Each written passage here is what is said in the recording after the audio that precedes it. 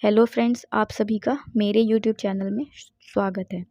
Today we are going to translate a small story, जिससे हम सीखेंगे न्यू वर्ड्स और उनकी सही प्रोनाउंसिएशन। तो स्टोरी का टाइटल आप देख सकते हैं, द मंकी फ्रेंड। मंकी बंदर, फ्रेंड दोस्त। तो स्टोरी का टाइटल होता है बंदर दोस्त। इस स्टोरी में यूज़ जो वर्ड्स हैं वो बहुत बेसिक है और बहुत सिंपल है, लेकिन ये बहुत हेल्पफुल रहेंगे आपकी वोकैबुलरी को इम्प्रूव करने के लिए, बिल्डअप करने के लिए।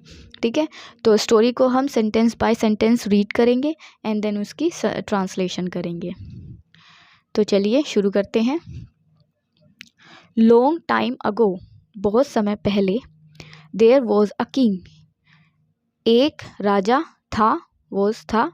देयर का यहाँ कोई एग्जैक्ट मीनिंग नहीं है, ये एक डमी वर्ड है यहाँ पर। ठीक है, एक राजा था। Who was very fond of monkeys. Who यहाँ कौन नहीं, जो की तरह इस्तेमाल किया है। जो था बहुत शौकीन मंकीज का, बंदरों का बहुत शौकीन था। He had monkeys of all breeds. Have की पास्ट फॉर्म हैड। ही उसके पास थे मंकीज बंदर, ऑफ ऑल ब्रीड्स मीन्स नस्लों के, सभी नस्लों के बंदर थे। इन हीज पैलेस मीन्स महल, उसके महल में। The king enjoyed their activities. राजा इंजॉय की past form, second form enjoyed, their उनकी, एक्टिविटीज गतिविधियाँ, जो आनंद लेता था, मज़ा लेता था उनकी गतिविधि या चहल पहल का। वन डे, एक दिन, the king found a monkey. King Raja, found find की सेकेंड फॉर्म, मिला। अ मंकी राजा को मिला एक बंदर। हु जो, was very similar to human being, जो था बहुत समान, ह्यूमन बींग मीन्स मनुष्य के बहुत समान था। He could also talk like human beings मनुष्य, टॉक बात करना, ऑल्सो भी, कुड सकता, ठीक है, जो बात भी कर सकता था इंसानों की तरह। सो तो he became the king's favourite and the king insisted on his company all the time. So he become की सेकेंड फॉर्म, बन गया किंग्स फेवरेट, राजा का पसंदीदा, तो वह बन गया राजा का पसंदीदा। एंड और द किंग इंसिस्टेड, राजा जोर देता था, on his company all the time, company मतलब साथ, उसके ही साथ रहने पर जोर देता था, ऑल द टाइम हमेशा या हर समय।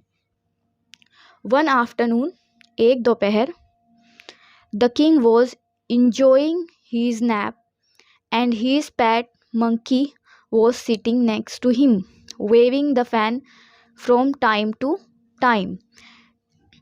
The king was enjoying, ठीक है, enjoying मतलब आनंद ले रहा था, was था, his nap means छोटी सी नींद या झपकी। his pet means पालतू, monkey बंदर, पालतू बंदर, ठीक है, उसका पालतू बंदर। वो सिटिंग बैठा था, नेक्स्ट टू हिम मीन्स पास में या बगल में।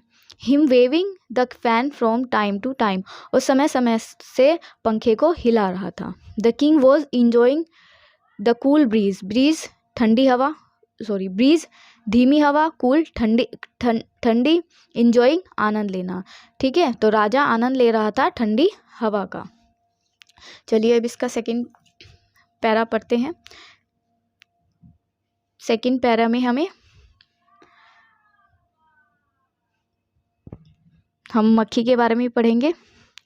सडनली, अचानक से, अ फ्लाई, एक मक्खी, began to bother the king, एक मक्खी बिगिन की सेकेंड फॉर्म, शुरू करती है, बॉदर परेशान करना, द किंग राजा को परेशान करना शुरू किया।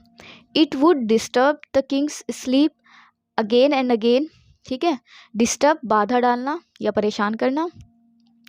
किंग्स स्लीप राजा की नींद, स्लीप मीन्स नींद, अगेन एंड अगेन बार बार राजा की स्लीप में बाधा डालेगी, रुकावट पैदा करेगी।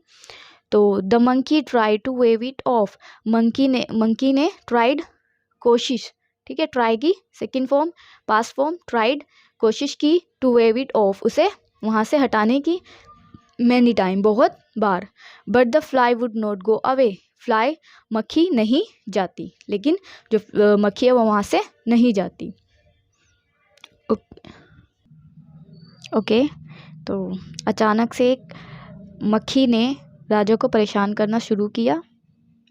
बंदर ने उसको हटाने की कोशिश की, but the fly would not go away, लेकिन जो मक्खी है वो वहाँ से नहीं गई।